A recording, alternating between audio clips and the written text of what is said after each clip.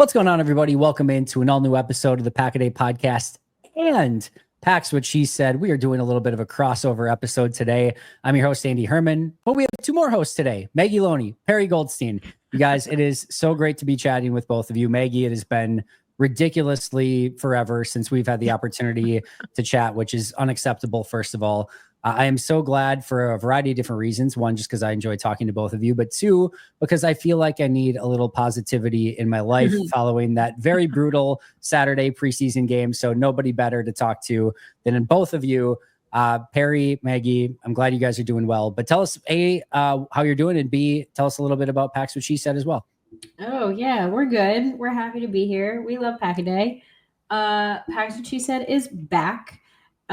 We were on maternity leave, and by collectively together. Collectively, the show was on maternity leave. And like I said, by we I mean Maggie. But now we are back with our regular schedule. We'll be weekly leading up to the season, and then once the season starts, we will be back for our preview and post-game shows. So the typical cadence that you can expect from us. I cannot believe that it's 3 weeks until the start of the season, give or take. So we will be talking some real Packers football. Not that preseason isn't real, but some games with stakes very soon. Much better than the alternative of preseason football for sure, especially after this past week. But Maggie, how are you doing? Yeah, you kind of put a lot of pressure on us because you said we had to be optimistic and you don't have to provide a refreshing and positive take. And my notes are not the most optimistic and positive, but I'm sure that in true Pax What She Said fashion, we'll find some very positive things to say as we get rolling. Let me rephrase. I don't need you to be positive about the Packers. I just needed two people that I could count on, two good friends to come on and cheer me up a little bit. And getting to talk Packers with you two is going to cheer me up a little bit, even if you depress me for the next 45 minutes with very harsh Packer takes. So you still have very much the right to do that if that's what you want to do. Let's start, however, with a little bit of a positive. Let's start in that direction. Was there any positive standout player, key takeaway, anything that you could sink your teeth into and be like, okay, at least there was this one thing? I'll let either of you start. Just please give me something. Well, my standout player, I don't know if this is like a collective, was Colby Wooden. Okay. I thought for a player who is potentially at risk of losing his spot at the bottom of the D-line depth chart, I thought he had a very nice night, and I thought he looked bigger. Like maybe that's just because football hasn't been on TV, but he seemed bigger on the broadcast, and he seemed like he had really good energy, and he was always around the football. His nose was there. So to me, that he was my arrow pointing up guy, and it was cool to see because he deserves it. And he just graduated, which was very cool. I saw the Packers did that celebration for him to get his diploma. So a very good week for Colby. On a day where a lot of players did not do anything to help their cause to potentially make the team, he was one of the few that absolutely did. He put on weight this offseason to play a little bit more nose tackle along with the 3 technique as well. I think it was a very wise move. It's not exactly Bo Melton moving from wide receiver to corner, but I do think it was a very important position change for him. He's really owned it so far, and I thought that was a really great first step for him, and hopefully, again, having the opportunity to make the team and maybe even be more of an impactful player moving forward for Green Bay. Perri, who do you got? I actually had a few guys Go for it. I thought had good games, but actually my biggest takeaway, look, it was not fun to watch. For a team that has a lot of spots up for grabs, all those spots still up for grabs. But I thought the Packers ran the ball really well. I didn't think it mattered who was in at back necessarily, I mean, we can talk about some of the offensive linemen, but generally who was in an offensive line, they were still able to move the ball on the ground. Obviously their only touchdown was also on the ground. So not maybe the greatest takeaway, considering that was the one thing the offense did exceptionally well last season. But good to see that will probably still be the case. Just to your point, if I would have told you last night, just in general in week 1 of preseason, that they went 21 for 124 and a touchdown, I felt pretty darn good about probably how that game went overall for Green Bay. it didn't go that way. And a lot of that heavy lifting was done by Amar Johnson on 7 for 67 and a touchdown. But even though Chris Brooks' stats aren't going to look gaudy at 5 for 17, I thought he ran the ball very, very physical. I liked what he did inside. Jalen White had 2 for 16. Malik Willis had a 5-yard rush. Bonaconda had a little bit of a tougher time sledding, but overall, the run game, specifically with Amar Johnson, I did think performed at least well enough. It just everything else did not, basically. Well, they also had a few like really nice runs that got called back because of penalties. Good so point. If you're looking at like simply the run game, I mean, in any game, like those will not count, right? But I was looking more at like what are these guys doing well? And so I think if you included those, that would probably add at least another like, I don't know, 25 yards to that total at minimum. Yeah, because there were a couple of runs that looked that they were going to be pretty nice runs that just, of course, got called back because that's the type of night that it was. Except when Adrian Cooper had a very blatant, double hold and trip on one of the very first drives, and of course could not get a holding penalty on that particular play. But no need to be bitter about a week 1 preseason game, I guess. Any other standout players for either of you before we? Yeah, go ahead. Yeah, I mean, again, the offensive line was on like both ends of the spectrum for me, but my standouts were, I guess, tied. But just the left side of the line, like I thought Jordan Morgan and Anthony Belton looked really good. They played limited snaps, but I don't think either of them let up a pressure, or if it was like one between the two of them. And for a first round pick who you like really hope is going to play, and left tackle is not like a lock in my opinion. I know people are very high on Rasheed Walker, but I think if Jordan Morgan looks like a kind of a lockdown guy in this preseason, like he could give Rasheed a run for his money. So he could be trade bait. Maggie and I have talked about that offline, Rasheed Walker. So I thought it was nice to see A, the first round pick, and B, the guy you just paid to come in, like paid a lot of money for, look the part. I'm going to go with a couple other ones. First of all, this is kind of copying you a little bit, Perri, for sure, but I do want to specifically shout out Amar Johnson as well. I thought he was definitely one of the bright spots, and no breaking news here. He had the touchdown. He had the biggest play of the day. But just, again, you see his physicality and the size that he has, but he's also got that great speed. He bounced off of that one tackle and then was able to take it to the corner. Shout out Sean Clifford as well for his biggest play of the day, the block on that run. But I thought still he looked good. In very limited time, but he made the most of it. And then Barron Sorrell as well, for a player that, for me personally in camp, has been very difficult to gauge where he has been at. Like certain plays, it looks like he's there, and then other times there just hasn't been a whole heck of a lot. Kind of had a very rookie Kingsley and Igbari sort of feel to it of like, there's something there, but it's not going to be super impactful from day one. There might be some plays here or there. But I thought last night he looked really good, again, in limited action. But overall, I was pretty excited about that as well. So my two takeaways, or my standout players in this case, were Amar Johnson and Barron Sorrell. Yeah, I did think it's funny because as I was watching the edge rushers, there were times where it felt like Brenton Cox was like the leader in the clubhouse to be edge 3, and then Igbari would have a couple nice plays, and Sorrell was getting a ton of love on the broadcast, and I thought he had a really nice showing for his like debut. So I know that you don't want to be relying on necessarily your undrafted edge pieces to come in and have like a really big role, like a Brenton Cox, but I did think that all 3 of those guys had really nice nights behind Rashawn and LVN, and felt like Aaron Mosby was kind of falling behind in that a little bit. Would totally agree with that. And I thought Igbari had a nice night as well. So a good showing overall for the defensive ends, and for those guys that are trying to battle for not maybe as much roster spots as definitely just the pecking order behind LVN and Gary. I thought those 3 at least made it very interesting for what that's going to look like moving forward.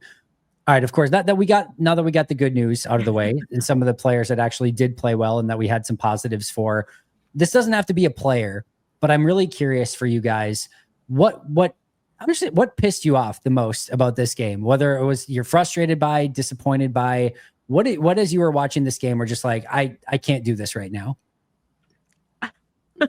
I mean, you go. I think it kind of ties into what we were talking about earlier with the players that had really nice nights. I think Matthew Golden deserves a little bit of a shout out for this, just because it was the drops, right? It was the consistent things that we've seen the Packers repeatedly struggle with, that you're like, okay, they have an entire offseason, they have an entire offseason program, and then they have training camp, and you're expecting some of these wrongs to be righted in an entire, I don't know, 6-month cycle or however long they've had to kind of work on some of these issues.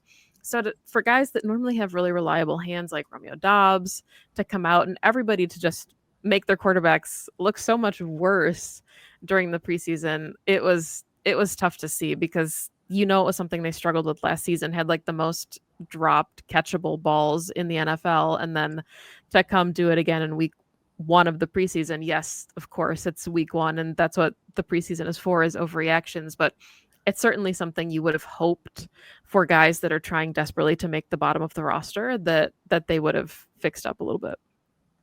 Perri?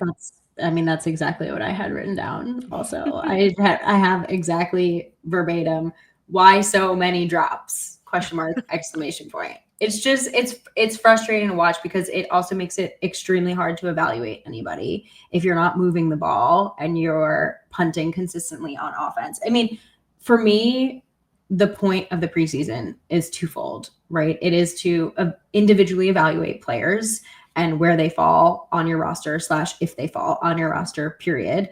And like, get your sea legs under you, like get the team like ready for the regular season, right? Shake the rust off, etc. So part of me wants to be like, all right, we're shaking the rust off.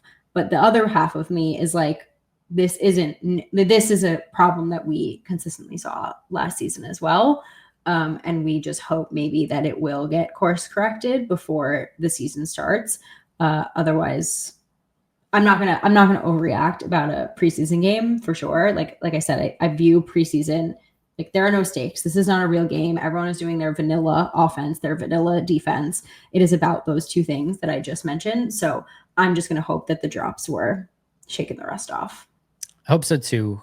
Also, Heath and Melton were definitely a good chunk of that, and they shouldn't see a ton of time regardless, unless again there's injuries. There's a lot of wide receivers that are ahead of them throughout the pecking order in that room. I know Dobbs had 1, maybe 2, depending on how you view it as well. But I have not seen that level of drops in camp so far this year. Hopefully that is not indicative of what this team is moving forward. I talked about this a little bit on Sunday's pod, but I'll just kind of repeat it here. I thought there were 2 things that were kind of themes of this team this offseason. The first, Matt said it on the very first day, as he said, like, what he wanted to accomplish. He really wanted attention to detail. He wanted the little things. It was the little things that were ultimately going to be what made this team great. Like those were the little things that you had to put the work into. And then I also thought there's been this sort of theme of adding some physicality and intensity into this team. I'll even take it one step further. The very first thing that Brian Gutekunst said when he was to kick off the offseason, basically, we've all talked about it a million times, was urgency. So pick your through line of which 3 of those that you want to look at: urgency, attention to detail, physicality. 0 for 3 in the first preseason game. And if those are going to be your themes, if those are going to be the things that you are really hyper focused on as a team, that you really want to make sure that you are doing well, to have you go 0 for 3 in your very first preseason showing in a pretty ridiculous fashion. Like the attention to detail, we heard it from Matt today again, of like offensive linemen that were fanning out to players on blitz pickups that they weren't supposed to do. And just a lot of these little nuances. The drops are definitely a part of that as well. The holding penalties, guys not being where they're supposed to be. That's all attention to detail. I thought the Jets were the more physical team, and I definitely did not feel like anybody, especially even those that were fighting tooth and nail for roster spots, had any level of urgency in that game. So to me, that's what I was most disappointed by. I will say it again. They could have lost this game 1-0. It does not change my view on the outcome of what this team is going to look like in the regular season, the postseason, etc. But if you're talking about the 3 things that are going to be your culture setters for what you're trying to accomplish in camp, a pretty embarrassing start for those 3 particular things. And I think, kind of piggybacking off of the urgency and the attention to detail, I guess nobody mentioned it specifically, but the penalties, it was astronomical. My dad would be texting me and he'd be like, boy, what's going on? Just another drop. And then, like, as he was texting me that, there would be another drop. And then he'd be like, boy, they can't get anything going with all these penalties. There would be another penalty. And, or vice versa. And he'd be like, is your stream faster than mine? And it's like, no, this is just repeatedly happening for some of these players. And I know we'll talk about some of them individually, but a really just tough night for, like you said, that attention to detail element, where historically, this is an area where maybe not last season, but the Packers, you've relied on them in some of these moments to play really clean football. And I don't know if you shake it off now so that week 1, everything is nice and crisp and you don't have some of that rust like Perri said, but it just felt like there was a lot to clean up from this one. And I don't remember Matt LaFleur's teams having this sloppy of a preseason performance. Denver last year was close, but this one might have even been a little bit sloppier. Yeah, it's at least in the conversation. What I really wanted to do, we may have spoiled a couple of these already through our conversations thus far, but that's totally fine. I kind of took 10 just things that I have seen sort of smattered around the internet and plastered about the comment sections / social media, which is all very indicative of course, what's actually going on with the team. But I wanted to take 10 of those things. Some of them are good, some of them are bad, and just kind of get your feel of if these narratives are fact or if they're fiction, if they are overreactions or if they're fair sort of indictments or criticisms or just truth of what this team is. So you guys ready for my 10 random things that I stole from the internet to kind of go over? All right, let's do it. Let's do it. Number 1, anyone can go in any direction. Saturday's preseason game was indicative of the same issues and failures that we've seen of Matt LaFleur's Packers teams in the past. Fact or fiction? Well, I mean, I think we just talked about how we've seen some of these repeated during the regular season. I don't know. I think the word that gets me, not to be like nitpicky of the words, but is indicative. Like, am I putting that much stock in this? Like what's the weight of which I view this? Am I going to feel differently if all 3 games look like this? So I'm a hesitant fact, which like, yeah, I mean, we did see some things crop up, but like, am I like, this is an indictment on this team? Not necessarily. Okay, Maggie? Historical fiction. I'm just kidding. I don't know. I mean, like, I think that, like Perri said, the language is very strong, and I'm really excited to continue this exercise because it was really hard to tell on social media if it was satire or if people were genuinely overreacting this strongly to the preseason game. I think it was genuine. And again, it's probably, I think it was genuine. So that, I mean, I think that colors things too, is depending on how you look at it. Yes, are these things that should be cleaned up? Yes, but is that exactly what the preseason is for? Yes. So I guess fiction, where it'll be cleaned up. I'm very much with Perri in the fact that I think it's fact that we saw all the same things that have been failures in some huge moments, including last season, did show and sort of rear their ugly heads in this game. I do not think it's predictive of what's going to happen for this team moving forward. I do think we saw, and I think why there was so much anger and vitriol and just what I still think is overreaction is because for most people, even us 3 are in a very unique thing where we're like watching this team like a hawk, day in and day out through everything. Right. And for me, I'm very much in the fact of I get to go to rookie mini camps and OTAs and training camp and family night every day. So this is not like the first time I'm getting to see the 2025 Green Bay Packers. For the vast majority of people, the last time they did or saw or whatever, anything with the Green Bay Packers was 3 consecutive losses to Minnesota, Chicago, and Philly, where we saw a lot of the mistakes. And their first introduction to the 2025 Green Bay Packers was this, which was really crappy to watch. There's no 2 ways about it. There's not any there's not a lot of positives to take away. We went over the ones we could as best as possible, but that was a pretty ugly performance overall. So I think when you see that, that's why people are so upset, is because you saw it last year. Then like that, it's almost like that mind thing where it like just kind of closes the gap on you and automatically, and you're just kind of connecting the dots where nothing else happened in between. And now all of a sudden we fast forwarded to preseason and now it's the same stuff again. I don't think that's predictive. I do think that's why people were so upset. It's because the same themes that eliminated this team the last time they saw them play were the exact same themes that were so ugly in this particular performance. Totally. If that makes sense. No, totally. Yeah. All right. Number 2, the issues in Saturday's game are a preview of what's to come in the 2025 season. So I think we're all on the same page on this one. Maggie, I'll let you kind of say what you were just saying and kind of go in that same direction. I just don't want to be the first Packers wide receiver to drop a pass in week 1 of the regular season. I'm just going to say that. Especially at home. At home, like if there's an early drop in that game, the boos might get very loud very fast. But yeah, it will not be pretty. But yeah, no, I mean, I think does this preseason game show you exactly where you still need to work? Yes. Is that unfortunately exactly where you left going into the offseason needing to work? Yes. So, I mean, I guess bonus points for not having new issues crop up that you have to fix, but is it kind of concerning that it's the same issues? Yeah, probably something to continue working on in these last 2 games. And like I said, I think it'll be cleaned up by week 1, but I don't want to be the poor guy that goes out there and makes the first blunder for this poor team. Yeah. Fair enough. Perri? I don't. Look, like, we saw the starters together for 3 series? Like less than that. It was 3 series that Jordan was out there with his ones. Like none of these guys have played together in months. I mean, you're practicing together, but it's a new starting 5. It's a new wide receiver. Do you want to look better than that? Yeah, 100%. Do I think that over the course of an entire game, if we got Jordan Love and his guys, that they would continue to look like that? No. And that's what the season is going to be. It's going to be the starters actually out there for a full game. So I just I cannot extrapolate this performance to the season when the bulk of the time, and I said this at home today, and now I feel like I have to caveat it with no shade, but like the bulk of the time spent of this game were guys who are fighting for their spot, right? Like that's the point of the preseason, is to iron out the depth, figure out like some up for grabs roster spots. So 3 quarters is going to be like guys that you respectfully hope are not starting games for you.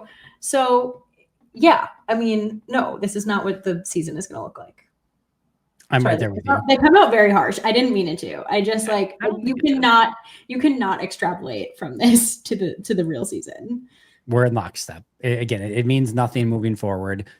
These games, again, they're not real football. I talked about this on a live chat I just did, but if you were to take like the pie chart of like what real football is, and it's like the real football is like 100%, like preseason is like 5% of that pie chart of like what it actually is. Like it's so much different. Also, like you're not getting the full offense. Like no, LaFleur's not calling his good stuff. Like nobody's trying to show any real tape. It like to your point, Andy, it's such a fine line to get what you need to out of the preseason without it actually impacting the real season. Like they're actually trying to not have it bleed over while getting some like useful, valuable information out of it. That's how I view preseason games. Maybe I'm wrong, but that's why I don't like put this on like to week 1. This was a tweet from Kurt Benkert, former Packers quarterback, of course. He said, quote, "The tough part about watching Packers preseason football is that the philosophy is running base generic plays with zero help scheme-wise. There's nothing to actually help the offensive players have an advantage like they would in a normal game. It makes it hard to evaluate. Meanwhile, there's other teams that are absolutely dialing it up and airing it out with different splits, motions, everything. It's just like playing 2 different games, and it's a complete waste of time philosophically, in my opinion." There you go. That's from Kurt Benkert, former Green Bay Packer. I don't think it's, again, indicative of anything that's going to come this upcoming season. Even if the Packers go out to have like a 4-13 season, something terrible, I don't think this would have been like, oh, we should have known from that very first preseason game. It'll be its own set of issues that hopefully we do not have to deal with. All right, number 3. Matt LaFleur cannot get his team prepared for games, and he should be on the hot seat. True or false? Are people actually saying that? Oh, very much so. Very, very much over so. A preseason game? I got my first fire LaFleur tweet 4 minutes into the first preseason game this season. So yeah, we're definitely there. Yeah, we got to take a beat. Like I'll take this one. I'll take this one. This is from Bill Huber's offseason article. I think I say Bill Huber's the one that said Matt LaFleur's on the hot seat. Yeah, this is from Bill Huber. He said, screw Matt LaFleur, fire this guy. I mean, no, I'm just kidding. He did not say that. This is from his article in the offseason. Of 204 coaches in NFL history with at least 50 games on the ledger, LaFleur ranks 13th all time with a 670 winning percentage. Of the 12 coaches ahead of LaFleur, 8 are in the Pro Football Hall of Fame. LaFleur's winning percentage is better than that of Hall of Famer Tony Dungy and future Hall of Famers Andy Reid and Bill Belichick. With a 67-33 record, he's 34 games above 500. That's tied with Hall of Famer Hank Stram and ahead of Hall of Famers Bill Walsh and Marv Levy, among many others. So the answer is no. Matt LaFleur would have to have a very catastrophic season to get canned or anything like that. If it was a situation where everyone's healthy and they have a very bad season, yeah, he's on the hot seat. No question about it at that point in time. Things would have to get so catastrophically bad for there to be a termination or for it to be like in the ether. Like, I just hope Packers fans realize, like, we should not even be remotely wanting any, because if Matt LaFleur is gone or like there are serious hints of like, is he going to be back or not? We're talking about like a 4-13 season, maybe 5-12, maybe worse, maybe 3-14. And it would be a very, very brutal 2025. So nobody should be having their fingers crossed that LaFleur is on the hot seat this upcoming year, because it would be a very frustrating 2025 to say the least. I just think people do not give him the credit that he deserves. And I don't know if it's because like national media don't really recognize him, or like if we just have like these crazy expectations that don't exist. But like Matt LaFleur is a very, very good head coach. He is, like you just said, one of the best. And football is a very difficult sport. So to have a winning record like that, like, yes, we have had some tough playoff losses, but like, come on. He would have his choice of whatever open position that there was. He would probably create some openings. Sincerely, I'm totally with you. Mm-hmm. All right, I think we're Maggie. Anything to add, or are we all in lockstep on that one? Do you want to fired? Yeah. No, the only thing I was going to say is I think that he's just in a really delicate position where, like Perri said, he doesn't get the credit he deserves because he's always like a reflection of someone else. First it was Aaron Rodgers that made him this way, and then it was like, what's he gonna do with Jordan Love, and he has a really good supporting cast now, and it always felt like he would like clear the bar and then somebody would move the goalposts again. So and then if we're seeing any sense of struggle, like even minute little struggles, it's like, oh well, there you go, that's it. It just feels like Matt LaFleur has like this really high bar to clear for some people, and there's always an excuse why he's like players are making him look better than he is, or he can't get his guys ready to play if there's something that happens on the field that he can't control. Yeah, so like when they're doing well, it's not credit to him, but when they're doing poorly, it is it's his fault. Yeah. And I do think this is like classic, like coach and quarterback and some GM as well, of like when things are good, they do get, but to your point, like Matt doesn't seem to get the credit when things do go well. So I do think it is a little bit different for sure. I definitely do not think he's got the credit that he's deserved over the course of his career so far. I think he would also be probably the first to tell you that he understands what the expectations are in Green Bay. And he understands that a part of this comes with the gig. And now it's still up to him to go out and win that Super Bowl and put his name up on that list of, hey, it's great to have the regular winning percentage, but you have to add that trophy to your name as well. And hopefully you can go out and do that. And then kind of just shut up everyone, which would be, on that specific topic would be nice. All right. Next, number 4, the depth, especially on the offensive line, is a bigger concern than anticipated. I say fiction to this. Okay.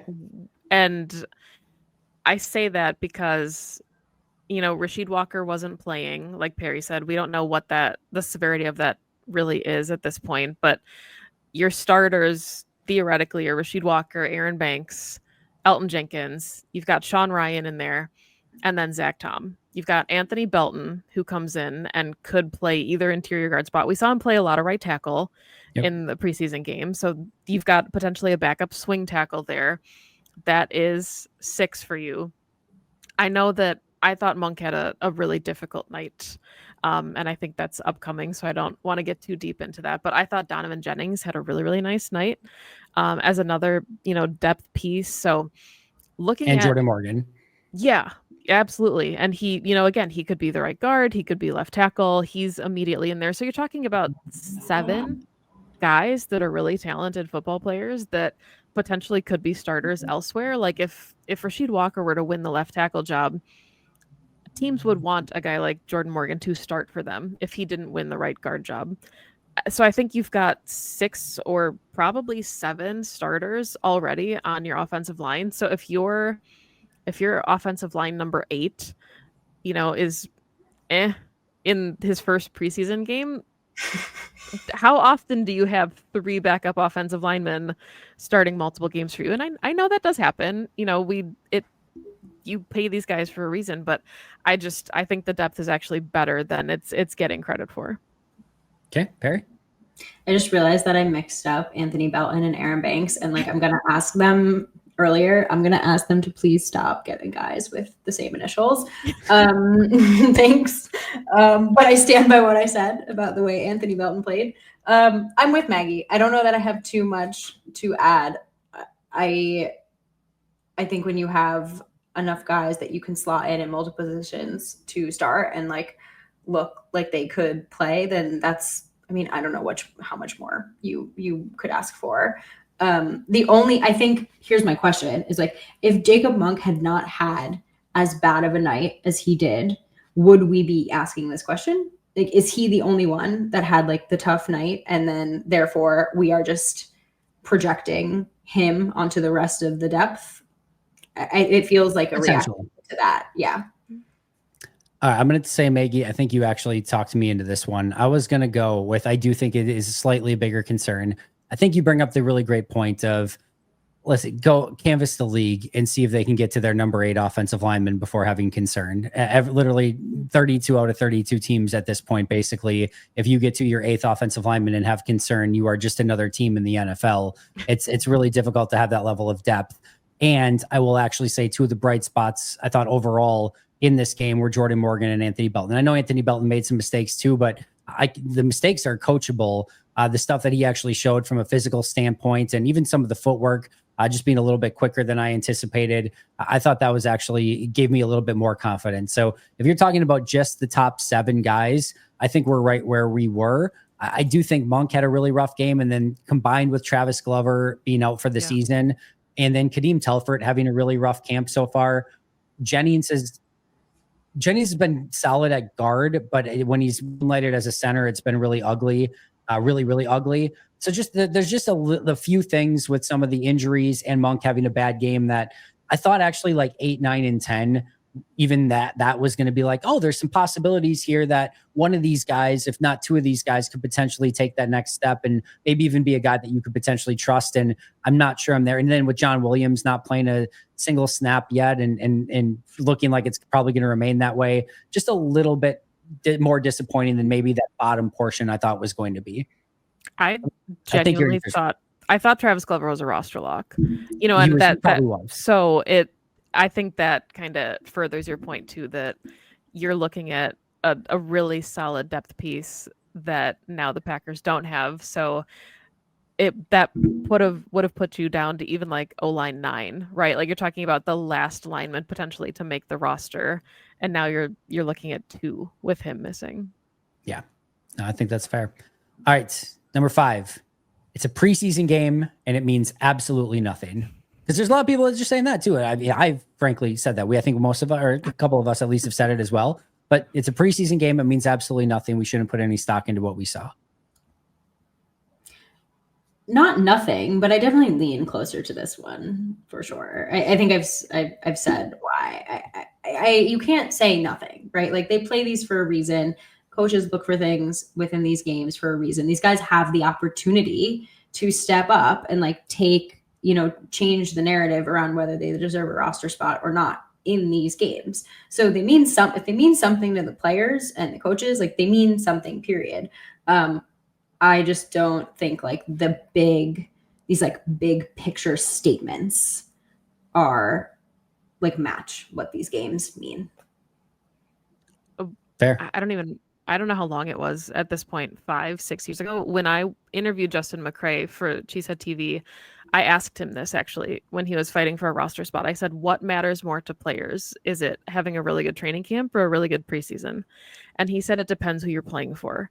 He said, if you're playing to make the team that you are on, the training camp is what matters the most. But if you are playing to audition for the rest of the league, knowing you might not make it on your initial 53, then the preseason matters more. So to Perri's point, like what she said earlier, the preseason might not matter as much to Jordan Love or Tucker Kraft.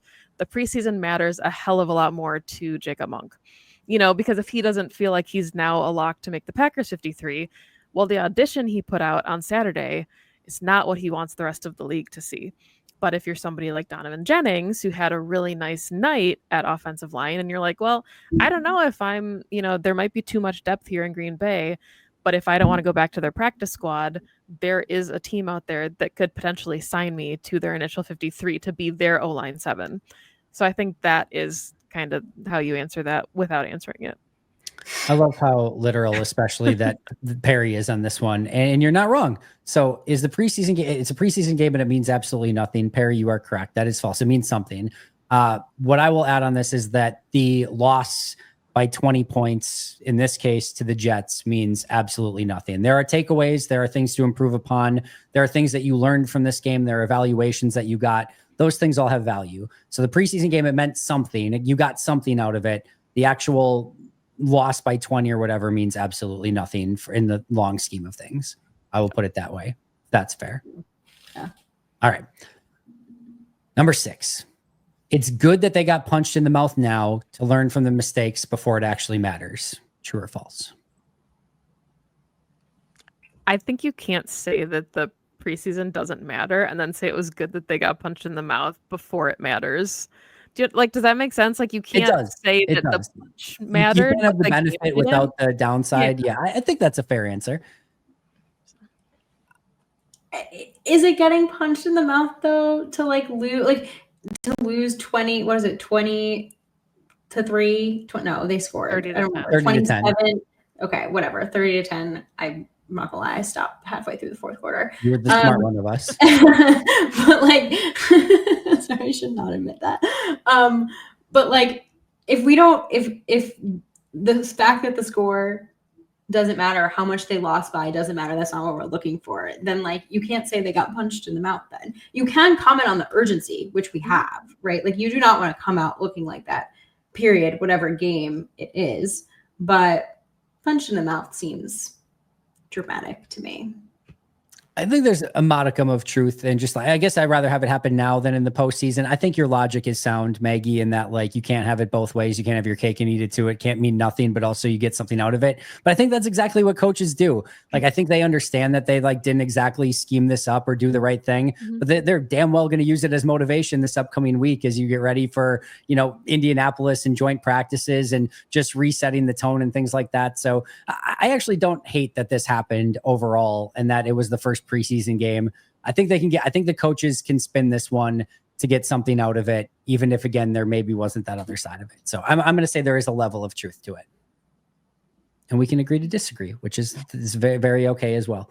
All right, Mecole Hardman lost himself a job in this game. True or false? Okay, of all the takes, this is the first one that I'm like, that's a fair take to make. Okay. Mecole Hardman was not signed as a roster lock. He was signed as a low risk, potential high reward. But if it turns into nothing, it doesn't really matter. That's what signing this was. He has bounced around. He's contributed to other teams, but he's also been cut by other teams for various reasons, including the Jets, which I heard that was his former team. And he did not have a good performance. You are looking for, we added you on this tiny little deal to see if you can have some level of value and benefit to us. And if they don't see that, then they're not going to keep him. They have enough wide receivers in that room. Yep. You are fighting a crowded room. You muff a punt. So you're brought in to do kick return, special teams, you muff a punt. You drop a very easy, wide open pass. So what were you brought here to do? Obviously, if he has 2 more games where things turn around, then that changes things. But if this is what he is, then no. I mean, he's probably not going to make the team. Yeah, I think that there were certainly opportunities for him to showcase why he deserved to be wide receiver 6, and they fell flat, right? Christian Watson obviously is not playing. Jaden Reed wasn't playing. Savion Williams wasn't playing. Dontavian Wicks wasn't playing. And yes, those 4 guys are making the team. Maybe, Christian Watson starting on PUP, but those are 4 roster locks. So then you've got Dobbs and you've got Matthew Golden. Like, you're talking about, maybe the very last slot. Like Perri said, you're brought in to play special teams. You muff that opportunity. And like Abanikanda played really well on special teams, I thought. He had some really nice returns for some nice chunks of yardage. So if there's like a player they're taking a flyer on to fill that special teams role, I think at this point it goes to a running back depth piece before it would go to like a 7th wide receiver. Sure. I don't think he lost it quite yet. I think he still has a chance, but man, he did not do himself any favors and definitely put himself well behind the 8 ball to the point where like he might need that Desmond Howard punt return for a touchdown in a game, or like something that shows of like, all right, we can't cut this guy. So I don't think he quite lost it yet, but I definitely think he's made it so that he has to get himself back in good graces and definitely overcome a very abysmal performance in this game. Yeah. All right. Easy enough. Number 8, Isaiah Simmons and Jacob Monk should not be locks to make the roster. I'm just genuinely curious, like if either of you had Isaiah Simmons from the beginning as a roster lock. Jacob Monk, I thought he would be like line 7 on the depth chart. And I still think he makes the roster, but I do think that he had a really tough night. And, I'd be curious to go back and rewatch and see if more of those struggles came at guard and he felt more comfortable at center. But I know he did have another penalty when he was at center. So I don't think I ever had Isaiah Simmons like penciled in to be a roster lock. To me, it was always Jacob Monk. Simmons, I thought, was like a fun piece for the Jeff Hafley defense, but I don't think yesterday really changed too much for me. Okay, fun aside really quick here. This is my May 20th list of roster locks. I'm going to see if there's anyone. First of all, I did not have either Isaiah Simmons or Jacob Monk at that time as a roster lock. But I'm going to see if there's anyone that you would now say is no longer a lock to make the roster from this list that I had. So I had, all right, Jordan Love, Malik Willis, Josh Jacobs, Marshawn Lloyd, Dobbs, Golden, Reed, Savion Williams, Dontavian Wicks, and then Christian Watson on the PUP, Tucker Kraft and Luke Musgrave, Walker, Banks, Jenkins, Ryan, Tom, Morgan, and Belton, the 7 top offensive linemen. Only 3 defensive linemen, defensive tackles, Kenny Clark, Devontae Wyatt, and Carl Brooks. Rashawn Gary, LVN, Barron Sorrell, and Colin Oliver at edge.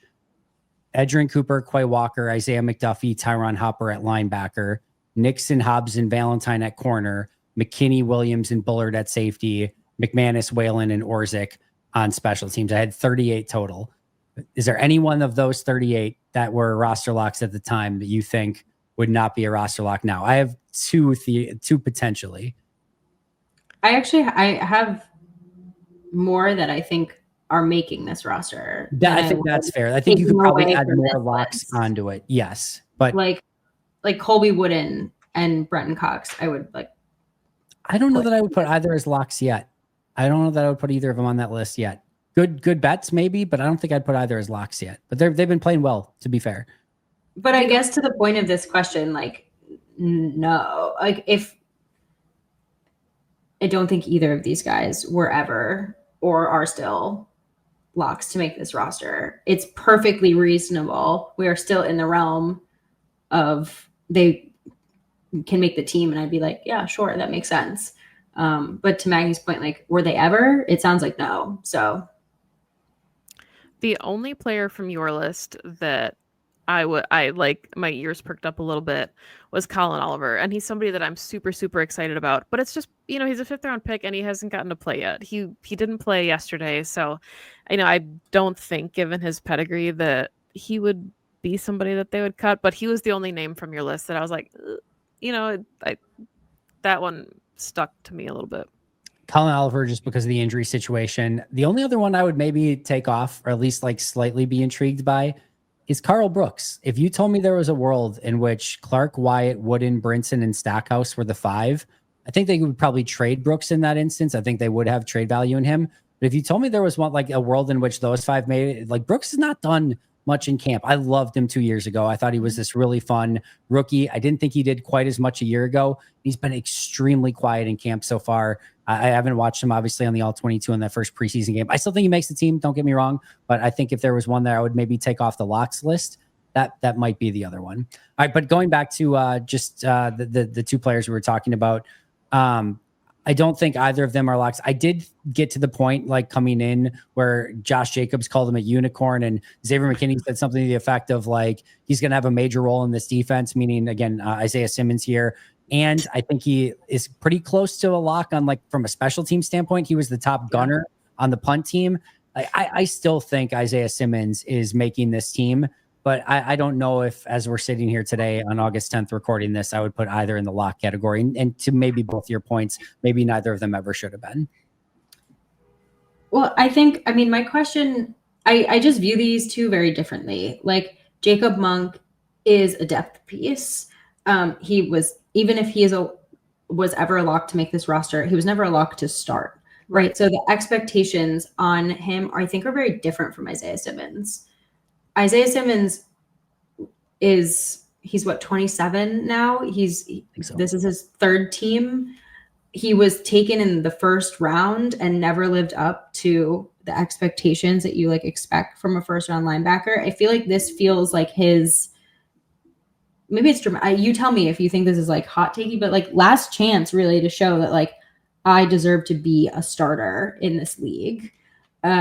Starter, just contributor on defense. I think he's done enough on special teams that he's probably just going to get looks, and he's so freaking fast and talented that it wouldn't surprise me if like over the next couple of years, he just was like a number, like had a very, on defense.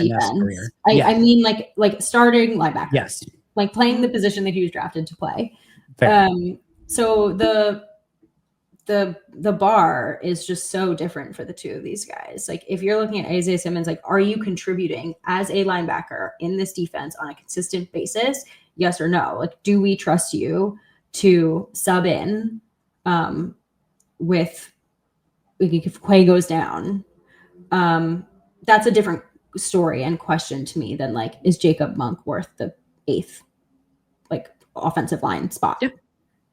I think that's well said. Anything to add, Maggie?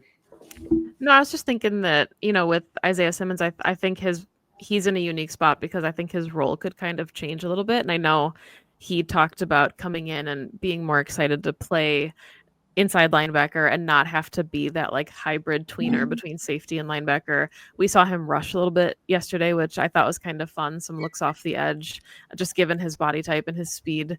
But I do think he's in a unique situation where pending injuries like Zane Anderson getting hurt in the preseason, depending on what that looks like, I don't think he would want to kind of revert back to a safety role, but you wonder if that would increase his value, especially on special teams. If somebody, not that Zane Anderson was a roster lock, but if you lose some of those core pieces, then I think that does increase his likelihood even further of sticking. Yeah, I think it's going to just be interesting for both these players. If I were betting today, I bet both of them make the team. But again, probably neither of them locks, and both of them have a little bit of work to do over the course of the next couple preseason games and the rest of training camp for sure. Two last ones. I think both of them are going to be relatively quick. Number 9, injuries are getting extremely concerning. Perri's going to take the extremely of this very, very literally. I can already tell. Yeah. Okay. Whatever. I mean, are they concerning? Of course. You never want to go into the season with as many players that are injured.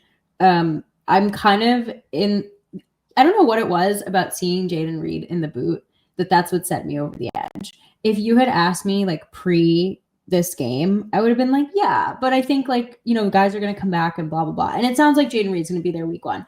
There was just some like kind of visceral reaction in my soul to seeing Jaden Reed in the booth. I was just like, oh, okay. Now it's like reaching that threshold. Maggie? I mean, I think it, again, like not that you want any certain position or player to get injured, but, Corey Ballantyne coming in and getting hurt, it stinks for him because he genuinely felt like he had a path to the roster. He was already on the roster last season. And, the cornerback room, the depth there is not necessarily incredible. Some of the guys have been having rough camps. So I think from that aspect, it's tough to see these guys get hurt. Just mentioned Zane Anderson, obviously, but I don't know, like Perri said, that I would call it concerning yet, to the point that, we think the starters outside of the ones we already knew about, like Christian Watson's not going to play week 1. We knew that, but the guys that we expect to play should be out there and healthy.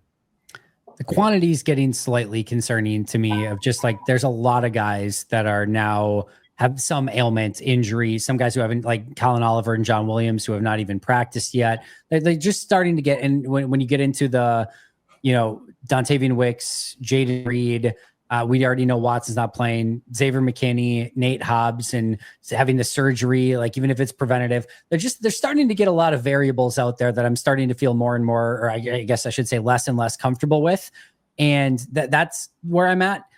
As of right now, like the only kind of players that we know are out for week 1 are Christian Watson and Travis Glover. And it probably is seeming like John Williams is probably in that conversation as well. Not that it matters a ton, but like outside of that, there's nobody that we have any real confirmation on that is in real danger or for sure is going to miss week 1. And so I'm buoyed by that. I am having a little bit of confidence overall in that. If we start getting more of these and we get into start being like, yeah, like some of the key starters are going to be missing against Detroit, and then you have a game 4 days after that against Washington, I start getting a little concerned very quickly. But I'm hopeful right now that it's mostly going to be players that are just missing the rest of camp and preseason and not actually going into week 1. Yeah. All right. Last but not least, the big one. Amar Johnson put himself in contention for a roster spot with his performance on Saturday. Yeah. I think absolutely. Like there's always like a preseason darling, and you could make the case that he is starting his campaign to be this season's preseason darling, because we know, unfortunately, for Marshawn Lloyd, that he's just continuing to deal with injuries. He didn't get to play and put tape out there. The Packers, I think, to your point earlier, Andy, you mentioned like Chris Brooks seems like a roster lock. That's how he feels. He played pretty well. Emmanuel Wilson had a nice season last year as the tandem to Josh Jacobs, but I wouldn't call him a roster lock. He wasn't on your list of roster locks. And then you've got like Jalen White, Israel Abanikanda, like you mentioned earlier, that is more of a special teamer who's looking to get some opportunities. At this point, it wouldn't shock me if the Packers take an extra running back over a 6th wide receiver to start the season. And I think Johnson could be why they do that. Okay.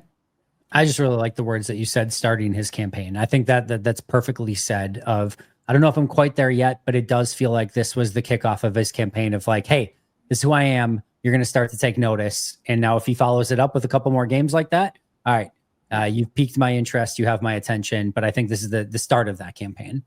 I mean, we've most recently seen like an undrafted guy kind of show himself in preseason in Emmanuel Wilson, and then get signed to the roster, and then get called up, I guess, the first year, and then he was brought onto the active 53, and it was just this like really beautiful, amazing thing, because that's like I've said 100 times on this episode, it feels like, but like that's what preseason is for, is to like let these guys have their opportunity to shine and see who kind of like stands out in when they're given their moment. If you guys are Hamilton fans, like I'm not throwing away my shot. Like I love Kyle Hamilton, a huge fan of Kyle Hamilton, one of the best safeties in the league.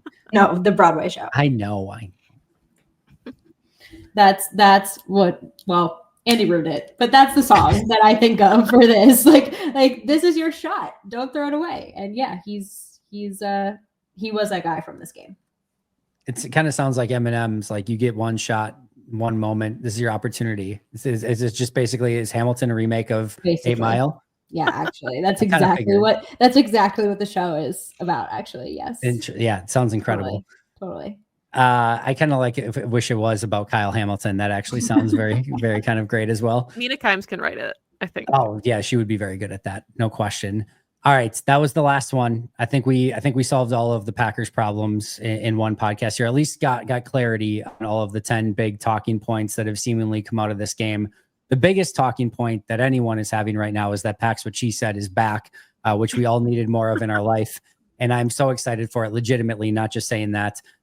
Tell everyone again about Pax What She Said and where we can find you guys all season long.